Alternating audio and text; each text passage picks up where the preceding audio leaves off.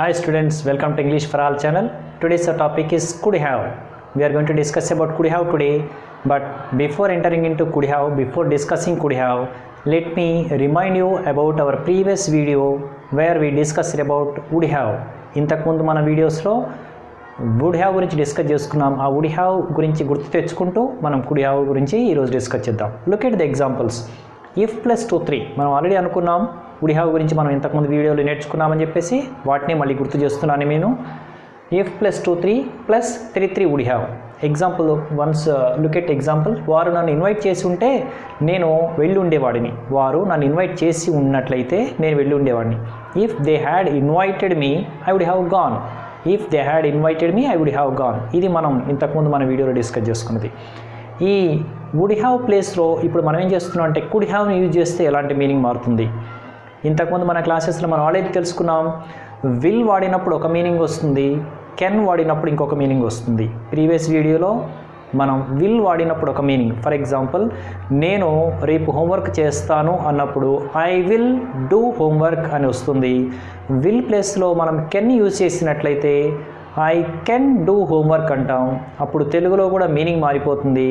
నేను హోంవర్క్ చేస్తాను అనేది కాస్త నేను హోంవర్క్ చేయగలను అనే విధంగా మారిపోతుంది. సో మనం విల్ ప్లేస్లో కెన్ వాడినప్పుడు ఎట్లా అయితే మీనింగ్ మారిపోయిందో ఐ విల్ డూ మీనింగ్ వేరు, ఐ కెన్ డూ మీనింగ్ వేరు. ఎలా అయితే అక్కడ తేడా ఉందో అదేవిధంగా ఇక్కడ కూడా వుడ్ హ్యావ్కి కుడ్ హ్యావ్కి మధ్య డిఫరెన్స్ వస్తుంది. ఆ డిఫరెన్స్ ఏంటో ఇప్పుడు మనం ఎగ్జాంపుల్లో చూడబోతున్నాం. Once go through with normal sentences. First, ఒకవేళ మేము ఆ ప్లేస్ కొన్నట్లయితే మేము ఇప్పుడు రిచ్ అయి ఉండేవాళ్ళం, ధనవంతులం అయి ఉండేవాళ్ళం.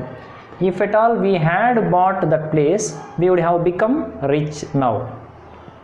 మా చెల్లి తన పాపని తీసుకుని వచ్చినట్లయితే తనతో ఆడుకునేవాడిని. If my sister had brought her daughter I would have played with her.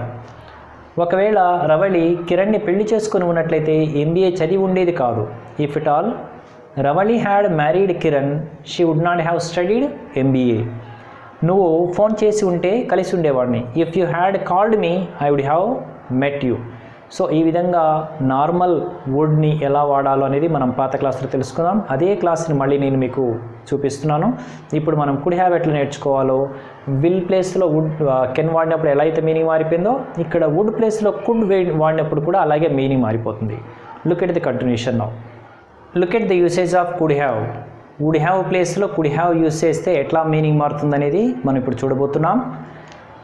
నిన్న ధోని ఆడి ఉంటే సెంచరీ చేసి ఉండేవాడు. నార్మల్ సెంటెన్స్ ఇది, వుడ్ హ్యావ్తో యూజ్ చేస్తాం. If Dhoni had played yesterday he would have done century. ఒకవేళ మనం ఈ విధంగా చెప్పినట్లయితే నిన్న ధోని ఆడి ఉంటే సెంచరీ చేయగలిగి ఉండేవాడు.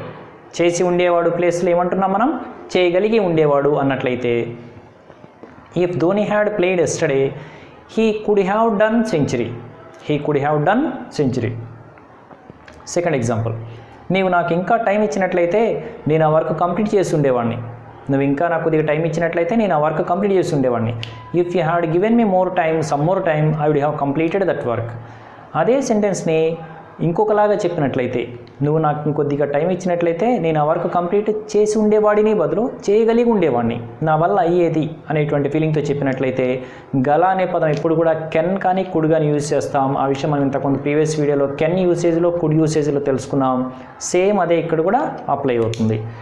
నువ్వు నాకు ఇంకా టైం ఇచ్చినట్లయితే నేను ఆ వర్క్ కంప్లీట్ చేయగలిగి ఉండేవాడిని.